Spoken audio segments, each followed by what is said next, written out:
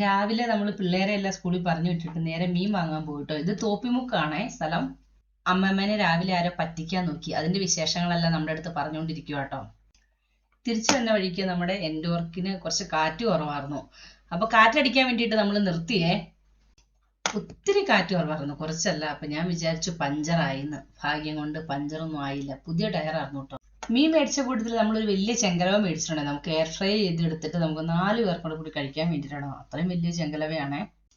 ചെങ്കലവ എന്ന് വെച്ച് കഴിഞ്ഞാൽ ഞങ്ങൾ കൊല്ലംകാരുടെ ചുമന്ന മീനില്ലേ അത്. പിന്നെ ബാക്കിയെല്ലാം ചെറിയ മീനാണ് മേടിച്ചിരിക്കണേ. അത് നമുക്ക് തേങ്ങ അരച്ച് മാങ്ങ ഇട്ട് കറി വെക്കണം. സത്യം പറയാം, എനിക്ക് ചെറിയ മീൻ കണ്ടുകൂടാ കേട്ടോ. എല്ലാം മുള്ള. നമുക്കൊന്ന് ആസ്വദിച്ച് തന്നെ മാംസം കഴിക്കാൻ പോലും പറ്റത്തില്ല. എനിക്ക് വലിയ മീനാണ് ഇഷ്ടം.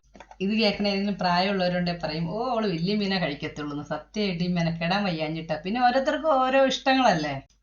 അങ്ങനെ ഉച്ചയ്ക്ക് ചോറൊക്കെ കഴിച്ച് ഒരു സിനിമയൊക്കെ കണ്ട് ഞങ്ങൾ കുറച്ചു നേരം ഇരുന്ന് കഴിഞ്ഞപ്പോൾ പിള്ളേരുടെ സ്കൂൾ വിടുന്ന സമയമായി. നമുക്ക് പക്ഷെ സ്കൂളിൽ ചെന്ന് വിളിക്കാൻ പറ്റിയില്ല. നമ്മൾ വണ്ടി വരുന്നതിന്റെ നമ്മുടെ വീട്ടിലേക്ക് തിരിയുന്ന ഇടവഴിയിൽ വെച്ച് നമ്മൾ വണ്ടി കൈ കാണിച്ച് നിർത്തി നമ്മൾ പിള്ളേരെ ഇറക്കി. നമുക്ക് എവിടെയെങ്കിലും പോയി ചായ കുടിക്കാമെന്നും പറഞ്ഞാട്ടോ നമ്മൾ ഈ പോകുന്നത്.